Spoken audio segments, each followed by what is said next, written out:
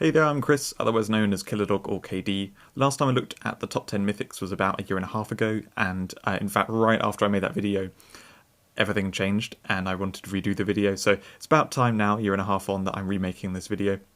So this is quite a long one because I'm not actually just doing the top 10, I'm also doing honourable mentions and other stuff like that. Compared to last time, mythics are just everywhere, because of defense buffs and HP boost, we just have mythics everywhere, and things need to do more damage, and things have been kind of power crept so that they can do that. A lot of the legendaries are just completely outclassed by mythics now, so things have changed quite a bit, and I think there's a lot of mythics worth mentioning, even though they don't reach a top 10. I would like to, in this video, kind of talk more broadly about mythics to kind of point out which are the really good ones. Because I know that's what most people are actually looking for when they look for a top 10 mythics video. They're not just looking for the top 10, they want to know what are the really good mythics. Another thing I wanted to briefly say before getting into the bulk of this video is a little bit of a background about me. So I played this game for 8.5 years, and anyone who has known me, I've been very active on the forum and just heavily analysed absolutely everything. I love this game, I love to think about everything, I love to figure everything out, and it's what I do in all manner of lives, all parts of life. It's just how I am as a person. I love numbers, I love to crunch numbers and think deeply about stuff. As a job I do it, I'm a data scientist. I just love to do all that stuff, and what it means is that the thoughts and stuff that I will be elaborating on in this video aren't like some random person on the internet's opinion on something, or skewed by the current PvP meta. I'm not going to be super hyperbolic saying oh, this one's absolutely rubbish, this one's absolutely incredible, it's broken. These are well thought out reasons for stuff, and with the minimal bias. That said, of course, it is just my opinion at the end of the day, and you shouldn't take it as gospel. It's, at the end of the day, watching this video, you should take this as information for building your own knowledge and coming to your own conclusions. Just know that I really try my best to give you good information rather than just kind of what's coming out of my head that day of the week. Also, on that note, I do the tier list on the forum, which I try to approach in the same way. Throughout this video, you will see rankings of monsters which are from that tier list, and obviously because it's me in both places, they're going to align perfectly. That's not to say oh look, I'm right because it said it's on the tier list. It's well, I put it on the tier list in that ranking, so therefore when I talk in a video about it, it's going to be the same ranking. So don't get confused by that at all. I'm not trying to back up my own stuff here.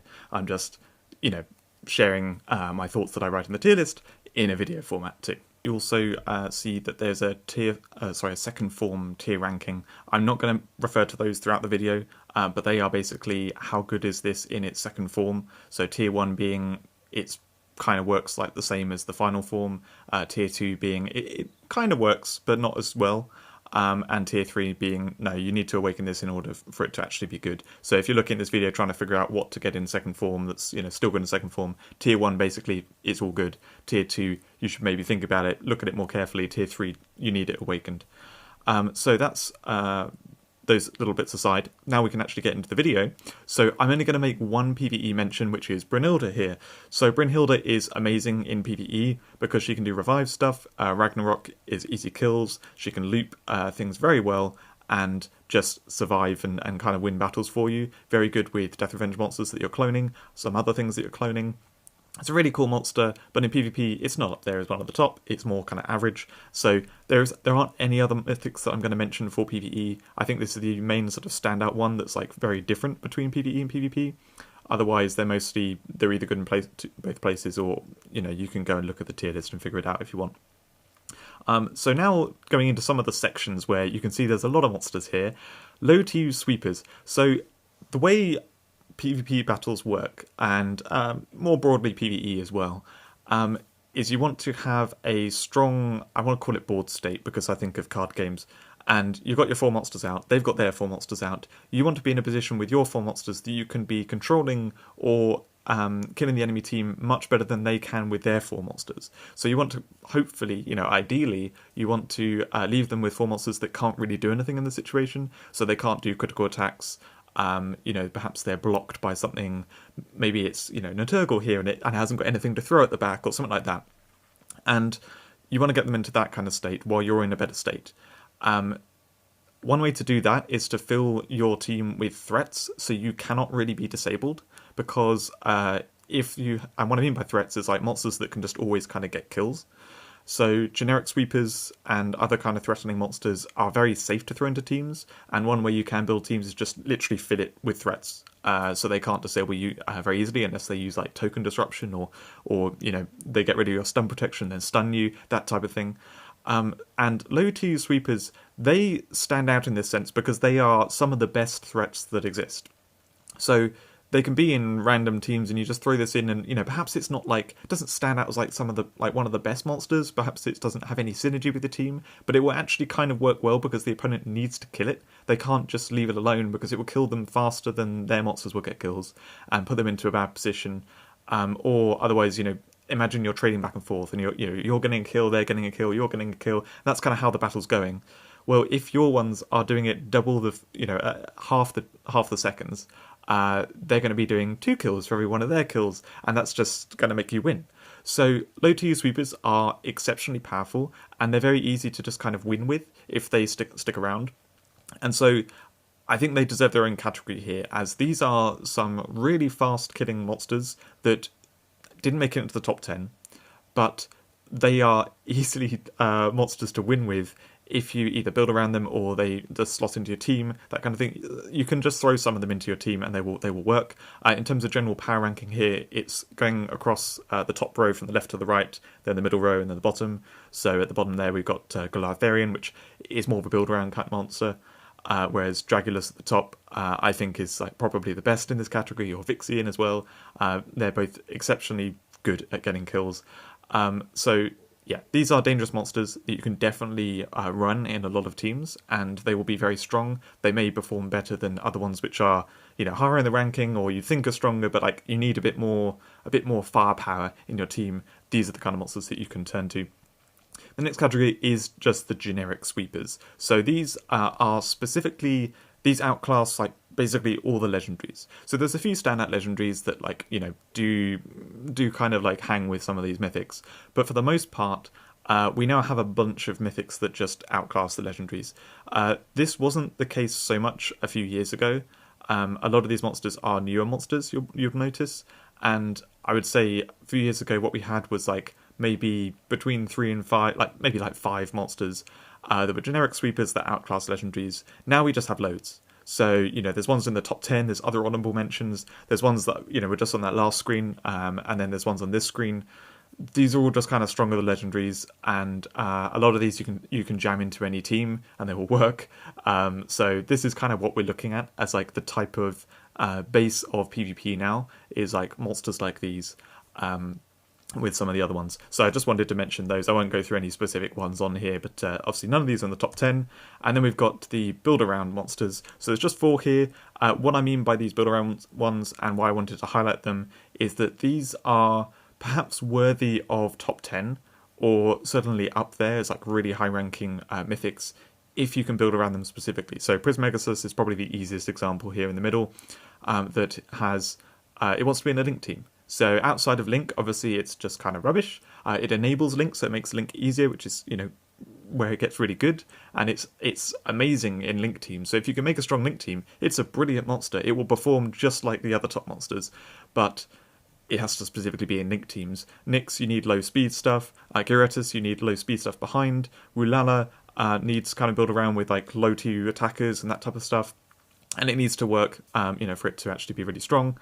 Yeah, these are build-around monsters that are definitely noteworthy as being exceptionally powerful, but some of them require quite heavy build-around to make work. Now moving on to the top 10 proper, first we have Breederlith. So Breederlith, this is quite a complicated monster, but ultimately what it boils down to is the entrance is exceptionally powerful. Both of the passives are entrances, so let's just read them for a second. Basically, put shield onto everything when it enters both your team and the opponent's team, and push back an enemy by 100 seconds. That pushback is so powerful. You would not really think it when you first read this, but the pushback, usually the next monster to get a turn, the next enemy to get a turn, is the one that you're most afraid of. Like, it's the one you want to deal with. It's about to immediately impact the battle in some way. And so pushing that back by 100 seconds is kind of the most important enemy to do that to. And it kind of makes up for the fact that this is a really slow monster because it did an immediate impact when it entered. Not just from, the shielding everything, but also from pushing back one of the enemies. It's like it came in and did like a stun pulse, half stun pulse type thing. So that's really useful. You can also loop this entrance very, very quickly by doing a Swift Ultra Nova or, any one of these moves. They're all relatively fast. And then on the next turn, using Toxic Rebirth. The Swift Ultra Nova, only 59 seconds, and then you can use the Toxic Rebirth again, which then, puts it next in line. It will come in again, it will do the entrance again. So shield your team yet again, push back an enemy, and just control the battle very nicely. Purify Mist at 100 seconds is faster than we normally get. Exile, that's a pretty cool move in the right scenario. But the main thing here is Raw Shieldbreaker. And Raw Shieldbreaker, it obviously sets up on its entrance. And you'd think it'd be a little bit awkward because of the Toxic Rebirth, removing shields and poisoning them. And then also on re-entry, they're not able to be shielded because they're poisoned. But the way it plays kind of doesn't matter because you kill those things, there's new stuff that's entered, you shield those, and then you can Shieldbreaker those. You'd also think, okay, shielding enemies, that's not a good idea because then they're harder to kill, right? Well, we've got so much piercing of guaranteed kills in the game now that it's just not a problem. You just build around it slightly with that, and there are so many options for that. It's really not an issue. You could even, if you wanted, use this with poison, so that then your enemies are already poisoned, and then you're not using this for the Raw Shieldbreaker. Perhaps you're just using it for the Swift Ultra Nova, and then doing it again. It's up to you how you want to play it. But this is just well proven to be one of the best monsters in the game. You can build around it in a bunch of ways. It's great in 5th spot, it's great in later in the game. Just a really, really strong monster that's so controlling on the battlefield. You can also do some crazy stuff like I've seen it used with Brynhilde and reviving it, or anything else that revives it. You get multiple copies of this because it sacrifices itself with Toxic Rebirth. It's very easy to get multiple copies of this, and when they're all kind of looping and pushing back enemies each time, and they can so quickly do another Toxic Rebirth to just keep looping. I've been beaten once. I faced someone and they had 3 Breedoliths at the end of the team, and they just completely controlled and killed me at the end. It was horrible. So yeah, Breedolith, very strong monster, very controlling, very interesting, I think, as well. Very cool to play with. And we recently got Nophium as a mythic, which I don't actually have in this video, I don't think, or maybe it's an honourable mention, can't remember now, but that has Void Shieldbreaker, which works perfectly with Breedolith, so the two of them are a great combo to use. At number 9 we've got Selene. Now people probably would expect this to be higher. This was very hyped up when it came out, and rightly so. The moves are very fast. It got nerfed after that, so Crescent and Gibbous are now 60 seconds rather than 40 seconds as they were on release. That was somewhat necessary to balance it. I would say this is one of the most balanced broken monsters. So a lot of monsters, they do, some kind of broken thing. We just looked at Breedolith, the entrance is exceptionally powerful. So then what looks really powerful here is the moves are really fast, and it can have a defense buff, and it can have sleep immunity, so you can use it with one-on-one. Well, the thing is, one-on-one is not actually that strong. These days, there's so many counters to it. It can't be used with Vixen Blade one-on-one, because Vixen Blade wants solo water, and this is water. So the positions for that is actually a little bit awkward. And then the thing that really keeps it in check is the speed is 65%, and then the first turn, all it does is basically heal itself. It just passes time with the new moon. So then it doesn't really do anything until Crescent, and then Crescent only kills certain things that are higher speed. So you might not actually be able to kill the thing that you want to kill. So then there was another 34 seconds originally, now 51, before you could finally kill the thing that you wanted to kill. So let's say, the thing you wanted to kill was a high-speed monster, then okay, you get to kill that earlier, but then you get Gibbous, and then maybe there's not a low-speed monster that you wanted to kill. So it's sort of actually is very slow at starting to get going, but as soon as it gets going, this just dominates the match. This is the highest priority thing to kill on the battlefield, pretty much in any battle. So it makes sense, that they balanced it by it doesn't really do much for the first sort of 150 seconds, but then it's just absolutely brutal. So I think this is a really cool monster. I really like it. I think the design is cool. I think it's a lot more balanced now that they increased it to 60 seconds. This is the best monster in PvE, period. It's just way, way better than anything else. and even after the nerf, it's still better. So yeah, definitely go for this monster if you want a PvE monster. You will not be disappointed. And in PvP, it's a little bit harder to run. You can see I've actually got it as S, not S+. I've reduced it to S for the reason of it actually just kind of dies before it does anything a lot of the time. You know, by design, I think that makes sense, and I think they've done actually a good job of balancing it. But yeah, like I said, what this does is just gets kills really, really easily. It sweeps stupidly fast. You cannot leave it around, and it can have a defense buff if there's no holy monster around. If you're building the team with it, you do want to avoid putting a holy monster around it to get that defense buff. But then, you know, they may be running a holy monster and then it doesn't have it anyway. So it's not like a massive deal, but you preferably want to build it that way, just because when it does have the defense buff, it can be a lot better. So yeah, very cool monster, definitely up there, and probably the best low tier sweeper in the game.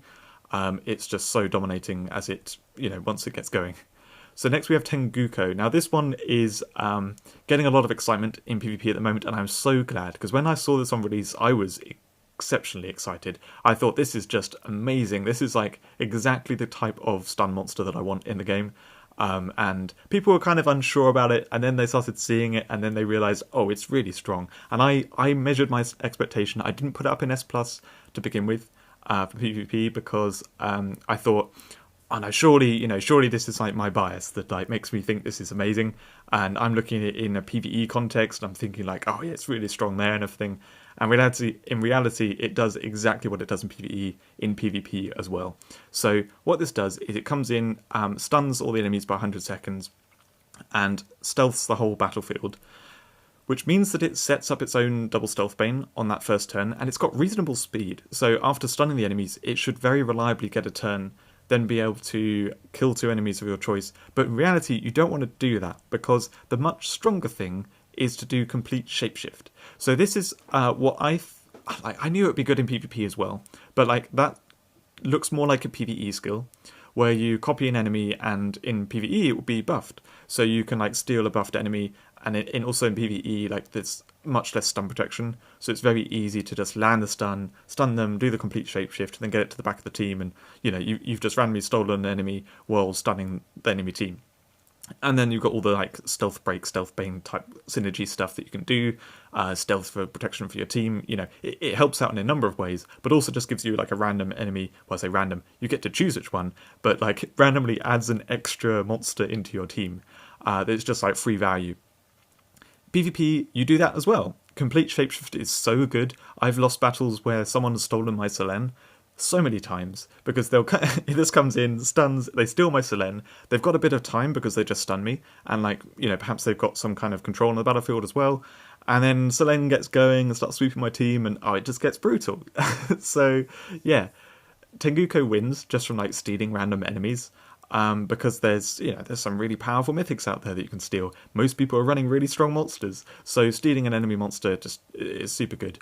I think also something to say about that is like you're not getting a random enemy, you get to choose which one you want, and you know the current battle situation. You know which one would be good in the current, like with what's going on right now. So you can choose, actually that particular one will counter what they're doing right now. I'm going to grab that one. And, you know, that type of thing. It's like having, like, a sideboard, if you've ever played card games. And, like, in between matches, you sideboard in the cards that will be, like, really good against the enemy team. This is kind of what it's doing, where it's, like, it gives you the option of, you know, double stealth bane and you kill 2 things. Or you can steal the enemy of your choice, which would be really useful for the current state of the battlefield. The other thing is secret skill. I do think is actually pretty relevant because it stuns everything as it enters. So it quite often will get a turn before anything's happened, and then you can like heal one of your teammates before doing the complete shapeshift and going to the back of the team. Complete shapeshift also, if you can create anything at the back of your team behind it, it can then re-enter, do another complete shapeshift, and keep that chain going. So that works really well in PvE especially. Say you're using this in like Ultimate Challenge, and you have like Death Revenge cloners creating stuff at the back, maybe an Aura Dragon creating stuff at the back.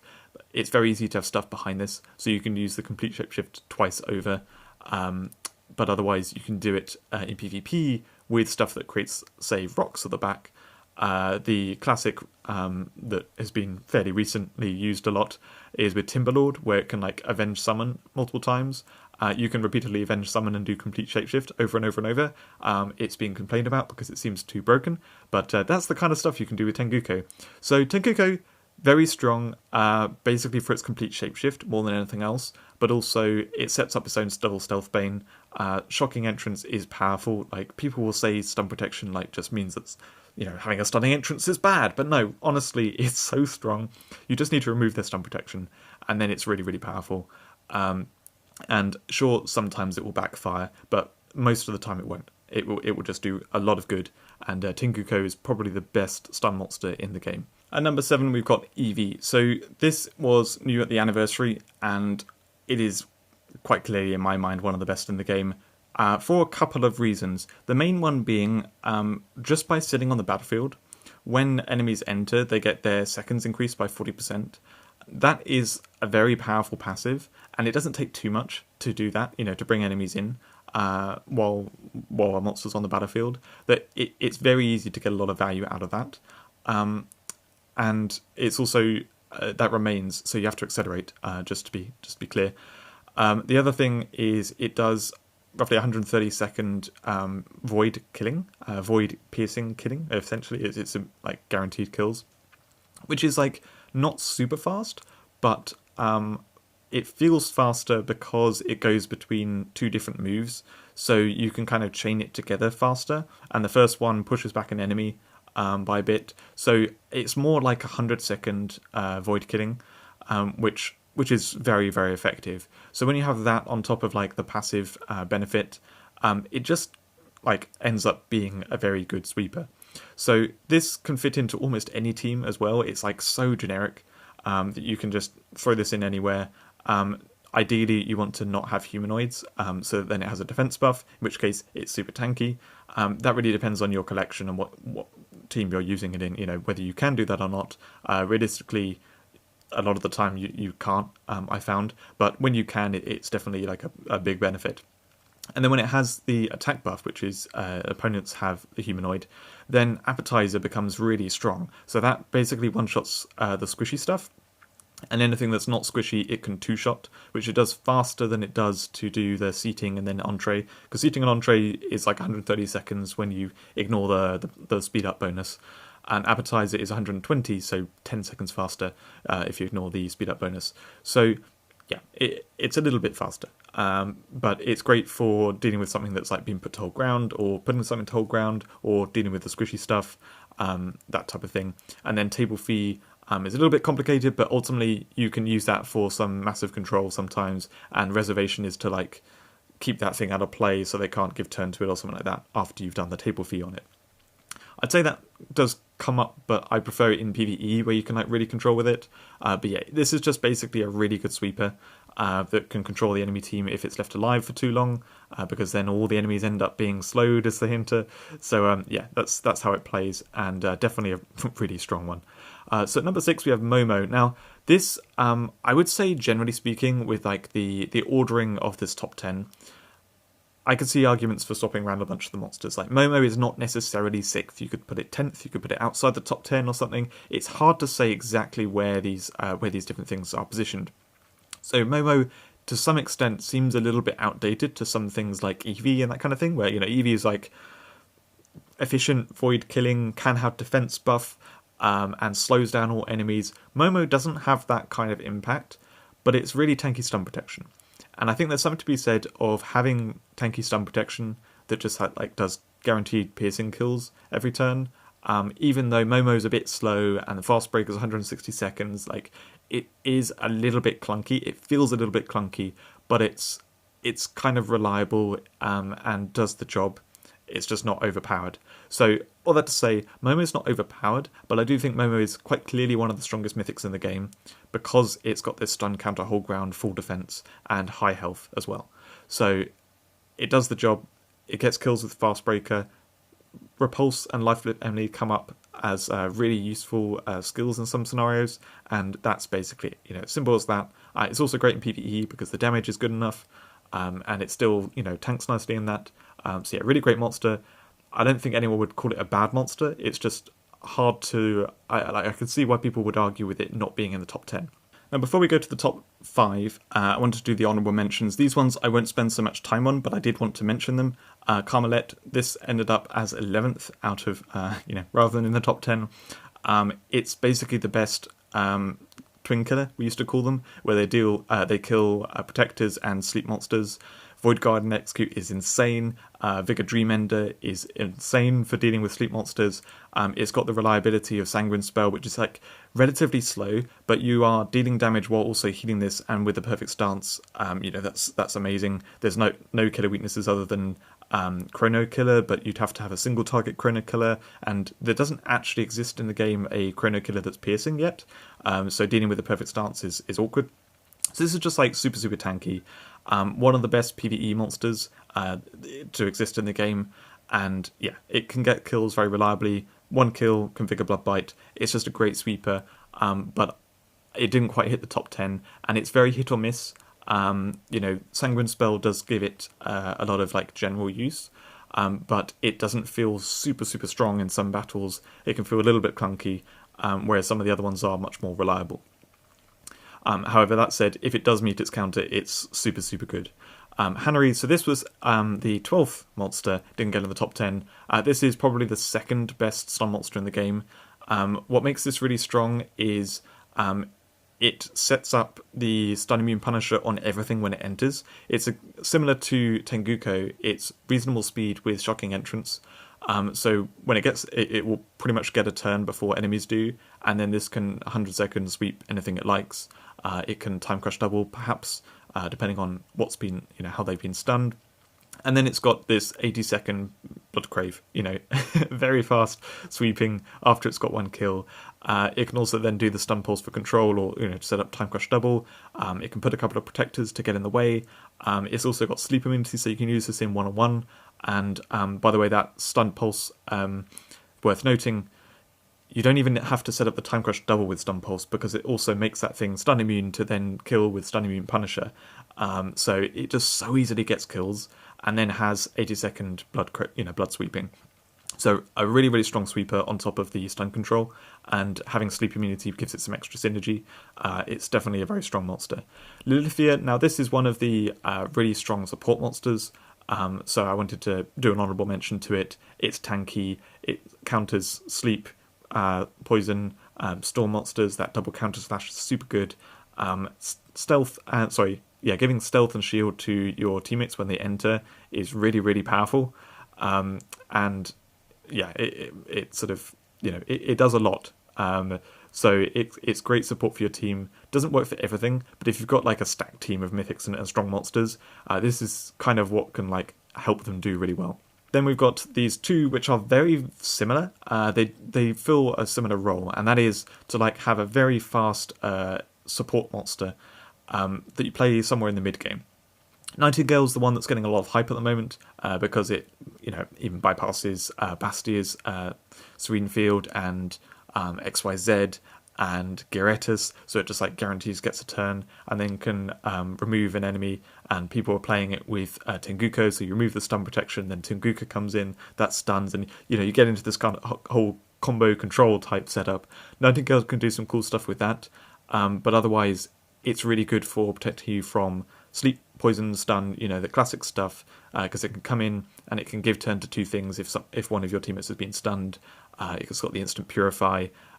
It generally is like pretty good damaging with its double Nightmare Strike, which I think it's called Nightmare Strike, that does 50% of the HP of two enemies. It means it kind of efficiently kills, on top of having like really good support stuff. And then Gabrielle, this comes in, gets a turn super fast. It's in about 20 seconds, and then can Slayer Break, or can give turn, or can Purify Mist. All really useful stuff when it's coming on as such a fast monster. It's great support. You can put both of these behind things like 1-on-1 or other kind of setups where you may be in an awkward spot after what you've done, that these can then recover you from. And they're great for like breaking the momentum of the enemy team as well. So both of these are great options that it's hard to justify putting them into the top 10, but you would definitely see them in top teams because they are so useful and versatile. They help make a team a lot stronger by being there in the mid game. And then we have these honourable mentions, which are the comeback monsters. So what I was just saying with Gabriel and Nightingale, how they can break the enemy momentum, these do exactly that. That is like their primary focus, is that they will come in and they will, in the case of Huskgun, it will stun the enemy team, and then it can like sacrifice one of your deadweight monsters to push them back further and then become a sweeper itself. It can pull itself back to get a second shocking entrance. Lemon can just put the whole team to sleep, and you can do combos with that. Asmodia will come in, instantly get a turn, do bow out. Orochi, if that can get a turn on entrance, it basically wants to be combined with Deathgazer. So if it kills one of the enemies, that's all good. If it kills one of your teammates, it will get a turn super fast, then kill an enemy, stun the others, and just give you a really controlling kind of situation. So all of these are great mid to late game monsters that can give you a good chance to get back into the battle, and in some cases can completely warp the battle in your favour to really take control and win. And then the final honourable mention is Bastia. So this I don't have in the top 10 anymore. It's still exceptionally good in PvE. In PvP, it's looking a bit outdated because it's so slow and the moves are a little bit slow, but it still does the job of handling a lot of monsters in the game. The monsters we were just looking at all have powerful entrances. Bastia negates them all. And it's very tanky, can help all your tanky stuff tank even more by healing them, shielding them, that kind of stuff. The knockback disruption is great. Needs to be very heavily built around though, because you can't use your own entrances, and isn't like quite as good as it used to be because there's much stronger stuff in the game. There's so much more piercing kills, guaranteed kills, that like Bastia being tanky isn't such a big deal anymore, and making your monsters tanky also isn't such a big deal anymore. So it's not in the top 10, but definitely a very strong monster and worthy of note for what it does. So moving back to the top 10, I know this video is going to be quite long from talking about so many different monsters, but Albion here, this is a very new one, and it came out being very, very weak, and then they buffed it crazily. So what's crazy about this one is how it is full defense, high speed, and hold ground. It's also sleep, insomnia, and gravity field, so like you can't disable it with like repulse, knockback, sleep. So it's a bit more awkward to stop from getting its turn, and when it's full defense and high speed and hold ground already, it's very hard to stop from getting a turn. Then when it gets a turn, it can kill anything it likes. I don't know why. I don't know why they did this, but Scimitar Art Gen is an insane move. This used to be really high seconds, and that's what they changed with the buff. I don't know why they went for 60 seconds. That is just stupidly fast. So it can kill anything you like for just 60 seconds, and it creates a protector in the enemy team. Now, the key thing about that is like if you just use this in a random team, them having a protector, well then you've got to get rid of that protector. So it's worse than, killing an enemy monster, because then you've got to kill an extra monster before you can get back to killing their actual, threats. However, of course, you build around it, and so you use it with things that bypass protectors. Perhaps use it with Carmelette that has Void Guardian Execute, and the whole issue with Carmelette is that sometimes the opponent doesn't have sleep or protectors. Well, what happens if you put a protector into the enemy team? So, you do that kind of stuff to gain benefit from there being a protector in the enemy team, and even if you do kill the thing, like let's say none of that stuff lined up, or perhaps you didn't even bother planning to do that, you create the protector, you then kill it, well then Albion gets a turn really quickly afterwards, because it's only a 60-second move, and then you can kill another thing and turn it into protector, which you can't do if there's still protector there. So that's the point of what I'm saying there, is you can kill that thing and then you can just use Scimitar Gen again. But yes, other than that, Albion has stupidly fast moves, only 30 seconds, that then they are worded really awkwardly. Basically what you have to do is not target the protector, you target a different monster, and then the difference between the two moves are either you want it to be redirected to the protector, or you want it to bypass the protector. So one is if you bypass the protector, it does critical damage to the thing. The other one is if it gets redirected to the protector, it does critical damage on the protector. In the case of bypassing, it just does damage. In the case of you hit the protector, it does piercing and void. So the move that hits the protector is a bit stronger, but it depends on what you want to do. So if you want to leave the protector around, you go for the one that does critical if it bypasses, and you just keep using that. and it will, sometimes get redirected to the Protector and do nothing, but it doesn't matter because it's so fast. You just, repeatedly use it until it bypasses, and then you get kills that way. And then he's got effectively a double Bloodthirst that bypasses Protectors, is the Scimitar Chi move. So yeah, this is just very controlling with Protector stuff.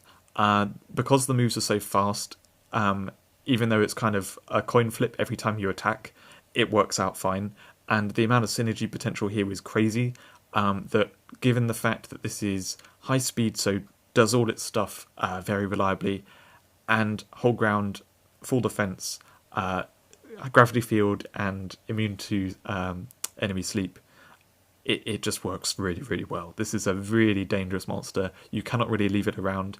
Even if if you're the opponent facing this and you deal with this synergy monsters that would work well with Albion, just at a baseline, it does Scimitar Gen. They then kill that Protector pretty easily, and then Scimitar Gen again. They kill that pretty easily again, and then it does the double Bloodthirst. It works even if you try and shut it down. It's an incredibly powerful monster, incredibly controlling, and enables so many other things in the game that it's really, really scary. At number 4, we have Medusa. Now, this one is one that came out not too long ago either, and I don't know what they were thinking with this one. This is just crazily strong. We talked about threats at the beginning of this video, and how some monsters can just always get kills.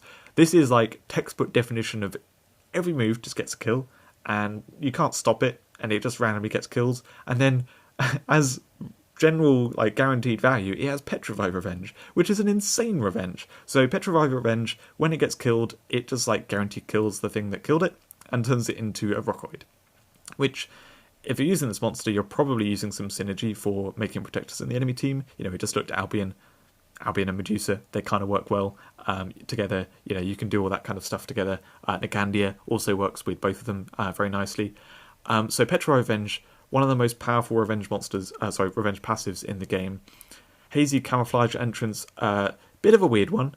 Puts stealth on everything and then camouflage on itself. So it's camouflage plus upside. Because it sets up raw stealth break on everything and any other stealth bane or stealth break monsters you have. So really easy to just set up kills for your team as well as for itself. So when it gets turns, it can either raw stealth break, or if one of your teammates had died, it can petrify and gaze. Stone Burst is a really quick thing for killing rocks. That's not just little rockoids, that's any monster with a rock type. So Infernicorn, Magmarinus, there are various random things that are rock type that just die to that really quickly. And then as soon as it's got any kill, it can double Blood Crave. If they still have stealth and you can't double Blood Crave, well, that's not a problem because you can raw stealth break. And the secret skill for some reason is another killing move. I don't know why it needs another killing move, but hey ho, it does. So if stealth's gone from the enemy team, you can't raw stealth break the first turn. Oh no, what a shame, you can't get any kill. And let's say none of your team have died, so you can't petrify and gaze either. In this very weird scenario, you can double sneak attack, because it's got camouflage, so that's just always set up. So, and also double sneak attack, 130 seconds, not 160 like it is on other things. I don't know why. This monster's just it confuses me so much. We already had a Medusa monster in the game with Nagandia. Why did they make this Medusa? It doesn't make sense to me. But it's just a random, powerful sweeper that has synergy with other things, or all the stealth stuff, all the making protects on the enemy team, all that type of stuff. And the only counter to it is if they do a void kill on it to get past the Petrify Revenge. But yeah, this also has reasonable speed, so it's hard to kill before it gets a turn. You need to line up your void kill to kill this shortly after it enters. Otherwise, you're just losing monsters randomly because it's going to kill you every turn. Yeah, this is obscenely powerful. Next we have Charabidia. So this was an anniversary monster that had to be nerfed because it was kind of broken on release. This was stupidly strong, and it was one of the monsters that came out right after the last video I made, and one of the reasons why I was okay, I need to remake the video because this is clearly in the top 10.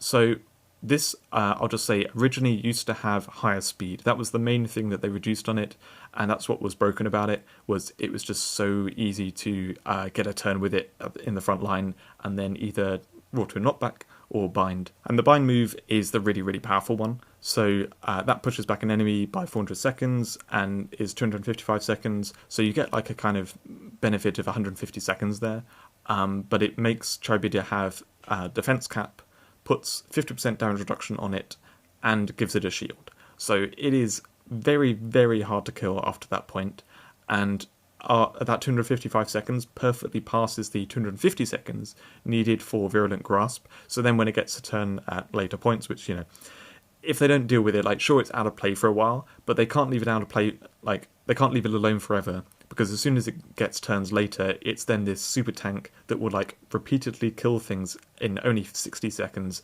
You know, all the enemies coming in are poisoned, so it can just kill through the enemy team stupidly fast while being this super tank. So it's so dangerous after it's used the Bind Plus.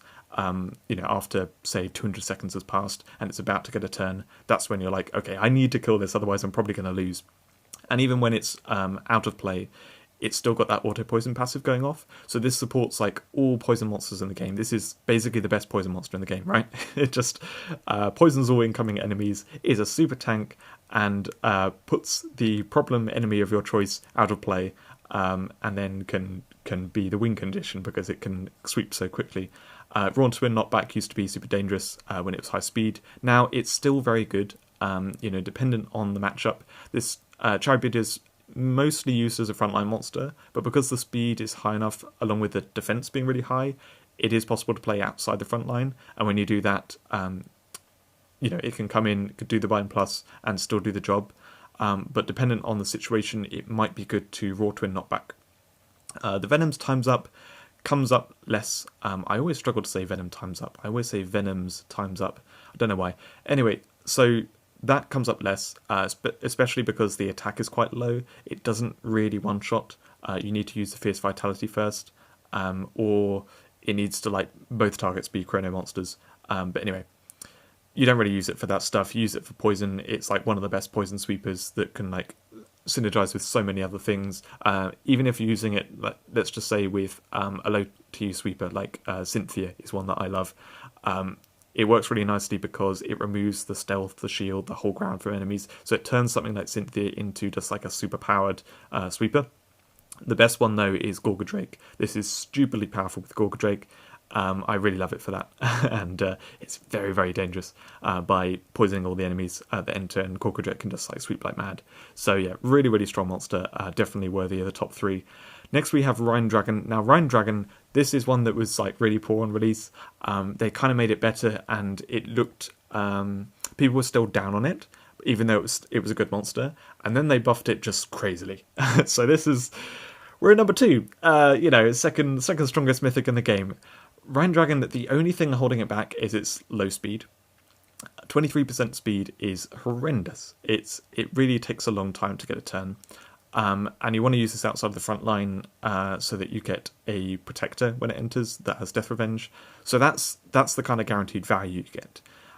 You know, if they kill this before it gets a turn, you know, you're very sad, and they probably will try to kill it before it gets a turn because it's so deadly.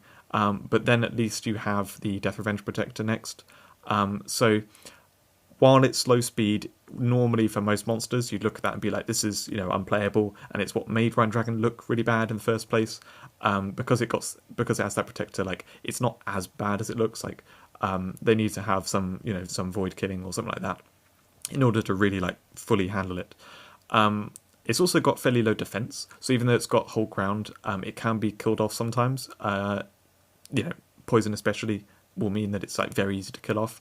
So that's the downside, but that's the only thing that's keeping this in check, because otherwise it's just ridiculously strong. So we talked about low TU sweepers at a few points in this video, and this is low TU sweeping from the first turn, completely unconditional. Like, you don't need, it's not like Charibid where you need to pass 250 seconds, or like Selene, where, like, Selene doesn't really kill on its first turn. It has to, like, pass some time, and then it can only kill high-speed monsters, and then only after that does it, like, start looping the strong moves. This is, no. From the first turn, you can just alternate between Golden Burst and Blood Serve. So Golden Burst will pretty much one-shot anything, and then Blood Serve does even more damage, and that heals you. So if you've been put to whole ground, you can heal off the whole ground, and you can just, like, alternate between them. If it doesn't get a kill with any of the Golden Bursts, then you can just use Golden Burst again. Redemption is, like, the way to purify itself. You don't really use it that much, to be honest. Golden Curse also probably don't use. because it's so much slower, even though it is a guaranteed kill. That's perhaps where you want to use it in like Ultimate Challenge if you're trying to use it there. But yeah, basically what you do is you alternate between Golden Burst and Blood Serve, and you use this in some kind of setup where you've either got a bunch of other threats that, like, to focus and kill Rhine Dragon, they would have to then be killed off by the other threats, or use this in something which like has low speed monster support, like Mortalis is a monster that's really, really good with the Rhine Dragon. There are various setups you can use with this. It's just like one of the most dangerous monsters in the game. You can also just kind of like slam this into a team for value, because if it works, you might just win. That's what people do with Selene and other low tier sweepers. This is like the best of the bunch when it comes to low tier sweepers. So yeah, very good monster. You don't even really need the secret skill. You just jam it in and it does killing, and you can use it with some insane stuff. Like the best is the life death monster Lady Faith, which can use the yin yang accelerate. Then this is like super deadly. Another one you can use it with is Aeolus, which is a mythic that heals your team every time something enters, and that's got Accelerate Team Plus, which is basically the same thing as the Yin Yang Accelerate of accelerating this massively. There's ways to run this where it is just like super deadly, and if it's ever ignored, the opponent will just lose. It's so important to kill Rhine Dragon, and since it's so generic, I think that's what like brings it up as like one of the best monsters. So lastly, at number 1, we have Vixen Blade. So I have to say, with some caveat, this is number 1 in my mind, but it is a build around. So if we're just talking like in a general sense, Rhine Dragon should be number 1. Vixen Blade is awkward to run. A lot of the times restriction lists and other stuff mean that you can't run it. Or there's like powerful water mythics and stuff that you want to play, which means you can't run it, or beasts or protectors, or it requires an awkward build around. But if you can get that, then it's very, very strong. So, whether it's your number 1, that's up to you, but it has to be said it's very, very strong. So what makes this really powerful is how it gets the a buff when it's without protectors, beasts, and just protectors and beasts, but then you have to not be with water because the moves are solo. And then it has double stats, which means that it is full defense. Sorry, not full defense. It's basically defense cap, and then it's got hold ground as well. It can kind of heal itself too, which makes it awkward to kill, and it's got such high speed that for it to come in and get a turn is like super hard to stop. And let's just imagine you're not using this as a one-on-one monster, you're using it in the mid game, and you built around it fine, so it's not going to have any issue having the buff. Then it can come in, very hard to kill before it gets a turn, and then it can solo Slayerbane to get a 60-second piercing kill on anything that has a kill, and it can just like use that to get kills, then can Bloodthirst afterwards. It only really needs 1 kill before the Bloodthirst becomes a 6,000 damage piercing move. So very effective sweeper that's very, very tanky, and has the upside of sometimes you can one-on-one to gain control of the situation. I would say Vixen Blade is strongest in the mid game, not in the front line, and not built around to one-on-one, but built around in a way where you can potentially one-on-one and then purify your team afterwards, or you just happen to have the sleep immune stuff there that it works out when you one-on-one. Otherwise, you can build around it with sleep monsters to set up the solo dream hunt, or things like that. So I've talked about it a bunch in other videos, so I'm not going to go into like massive detail here. It was number 1 on the list last time, and I do think it's worthy of being number 1, but I do get how it's quite difficult to run. So a lot of the people who have awakened it say, yes, it's very, very strong, but no, it doesn't need a nerf because it's actually hard to build a team with. But yeah, I love this monster. I think it's very good. It's very good both in PvE and in PvE. It's great in its second form. It's just good all round. Definitely worthy of the top 10, if not the number 1 spot. So I talked about a bunch of monsters in this video. There's lots of honourable mentions and that type of thing. So I did want to remind you here, these are the top 10 that I picked for this. You may notice that a lot of these are from the last year. I think 5 or 6 of them are from the last year, or otherwise are like monsters that got buffed after their release and then became super strong. That's kind of the way it is right now. and since I've made this video, putting it together and stuff, we have a couple of other monsters that I probably want to mention in this video as well. We're just repeatedly getting really strong mythics, so do have a look out for any of the newer ones that have released that have come out after I've made this video. There may be some which are worthy of this top 10 spot, but this is the list that I have here and how I would rank them. So I hope that's useful for you all. Hope you enjoyed this video, and I'll catch you in a video soon where I'll be looking at the top 10 legendaries in the game.